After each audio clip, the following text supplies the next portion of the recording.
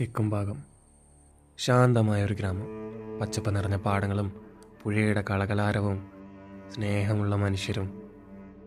എന്നാൽ ഈ ശാന്തതയ്ക്ക് പിന്നിൽ ഒളിപ്പിച്ചൊരു ഭീകരതയുണ്ടായിരുന്നു എന്ന് ആരും ഓർത്തിരുന്നില്ല. വർഷങ്ങൾക്ക് മുമ്പ് നടന്നൊരു സംഭവം ഇന്നും ആ ഗ്രാമത്തെ പേടിപ്പിക്കുന്നു. ഉറക്കമില്ലാത്ത രാത്രികളുടെയും അടക്കിപ്പിടിച്ച നിലവിളികളുടെയും ഓർമ്മപ്പെടുത്തലായി അതിപ്പോഴും നിലനിൽക്കുന്നു.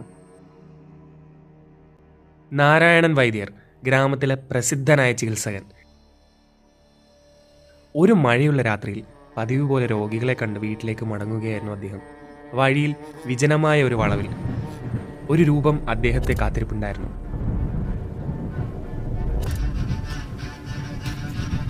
വെളിച്ചമില്ലാത്ത ആ ഇരുട്ടിൽ ആ രൂപം ആരാണെന്ന് വൈദ്യർക്ക് തിരിച്ചറിയാൻ കഴിഞ്ഞു.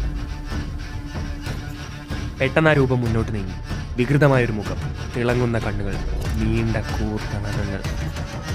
വൈദ്യർക്ക് ഓടി രക്ഷപ്പെടാനുള്ള സമയം പോലും കിട്ടിയില്ല. ഒരു ഭീകരമായ അലർച്ച കേട്ടു. പിന്നെ നിശബ്ദത. പിറ്റേന്ന് രാവിലെ വൈദ്യരെ കണ്ടെത്തിയത് ആ വളവിൽ നിന്നായിരുന്നു. ശരീരം മുഴുവൻ ചോരയിൽ കുളിച്ച്, കഴുത്തിൽ ആഴമുള്ള മുറിവുകളോട്. വൈദ്യരുടെ മരണം ആ ഗ്രാമത്തെ ഞെട്ടിച്ചു. ആരാണ് ഈ ക്രൂരകൃത്യം ചെയ്തതെന്ന് ആർക്കും ഒരു പിടിയും ഉണ്ടായിരുന്നില്ല. പോലീസ് അന്വേഷണം ആരംഭിച്ചു. പക്ഷെ ഒരു തുമ്പും കിട്ടിയില്ല. ആ ഗ്രാമത്തിൽ രാത്രിയായാൽ ആളുകൾ വാതിലുകൾ അടച്ച് വീടിനുള്ളിൽ തന്നെ ഒതുങ്ങിക്കൂടിയിരുന്നു. ആ അജ്ഞാത ഭീകരൻ വീണ്ടും വരുമോ എന്നവർ ഭയന്നു.